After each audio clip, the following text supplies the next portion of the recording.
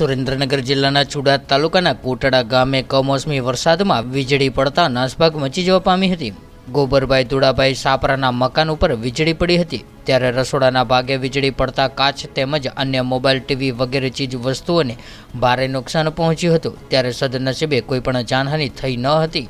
ત્યારે ચુડા તાલુકાના કોરડા ગામે સાંજના 5 વાગ્યાની આસપાસ ગાજવીજ સાથે વરસાદ દરમિયાન અવકાશી વીજળી પડતા ભયનો માહોલ પણ સર્જાયો હતો। ત્યારે ગોબરભાઈના છાપરાના મકાન પાસેથી આવેલી ચામુંડા માતાજીના મઢને પણ નજીવું નુકસાન પહોંચાડ્યું હતું। ત્યારે ચુડા તાલુકાના કોરડા ખાતે સાંજે આંધી જેવા તોફાનની પવન સાથે કમોસમી વરસાદ તૂટી પડ્યો હતો અને વીજળી પડતા જ અફરાતફરીનો માહોલ સર્જાયો હતો।